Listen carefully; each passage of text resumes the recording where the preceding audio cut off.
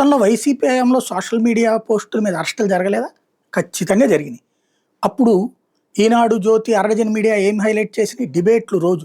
Social media మాట్లాడతారు, భావ ప్రకటన స్వేచ్ఛ అని వాళ్ళు కూడా నోటికొచ్చింది మాట్లాడారు. భావ ప్రకటన స్వేచ్ఛ పేరుతో. అప్పుడు భావ ప్రకటన స్వేచ్ఛ కావాల్సి వచ్చింది. న్యాయస్థానాల మీద కామెంట్ చేసినందుకు గాను వైసీపీ అధికారంలో ఉండగా వైసీపీ సోషల్ మీడియా యాక్టివిస్టులు అరెస్ట్ అయ్యి జైలుకి వెళ్ళారు. అదే జగన్ని తిట్టినోళ్ళు, దుర్మార్గంగా వ్యక్తీకరించినటువంటి వాళ్ళు, వాళ్ళెవరిని మాత్రం వాళ్ళకి సందర్భంగా ఆ రోజున 41 నోటీసులు ఇవ్వాలి కదా అని వాదించారు. అదే ఇప్పుడు వచ్చేటప్పటికి సోషల్ మీడియాలో రోత, అరాచకం, అసహ్యం, అందుకని చెప్పి అరెస్టులు చేస్తున్నారంటూ అదే మీడియా మాట్లాడుతుంది. అంటే మన వాళ్ళు ఏం చేసినా తప్పు లేదు, ఎదుటోళ్ళు ఏం చేసినా తప్పే అనేటటువంటి నీచం. సరే, హైకోర్టు అయితే ఇప్పుడు ఈ ప్రభుత్వం అధికారంలోకి వచ్చాక ఇప్పటిదాకా చెప్పుకొచ్చినటువంటిది కనిపెట్టినటువంటి సోషల్ మీడియా మీద తప్పుడు కేసులకు సంబంధించిన వార్తల్ని సాక్షి హైలైట్ చేస్తే 18/12/2024 మెదడు ఉపయోగించకుండా యాంత్రికంగా రిమాండ్ ఉత్తర్వులు ఇవ్వద్దని చెప్పింది.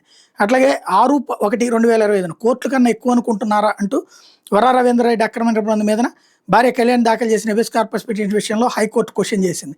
లోపలేయడం మినహా మీరేం చేస్తున్నాడు? విశాఖ చెందిన బోసారమణ అరెస్ట్ మీద న్యాయమూర్తి వ్యాఖ్యానించారు. అట్లాగే పోలీసులు తప్పుల మీద తప్పులు చేస్తున్నారంటూ బోసారమణ హెబియస్ కార్పస్ పిటిషన్ మీద హైకోర్టు వ్యాఖ్యలు చేసింది. అదే సందర్భంలో పౌరుల స్వేచ్ఛను హరిస్తే ఊరుకోమని 11/3/2025 శ్రీధర్ రెడ్డి కేసులో వ్యాఖ్యానించింది ధర్మాసనం.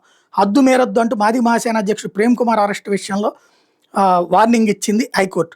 అట్లాగే పోసాని కృష్ణమురళి కేసు విచారణ సందర్భంగా ధిక్కారం అంటే హైకోర్టు ఆదేశాలంటే పోలీసులకు లెక్క లేకుండా పోయిందంటూ సెక్షన్ 111 ఎప్పుడు ఎట్లాంటి సందర్భాలు వాడాలో స్పష్టంగా చెప్పాం, అయినా ఎందుకు చేస్తున్నారని నిలదీసింది.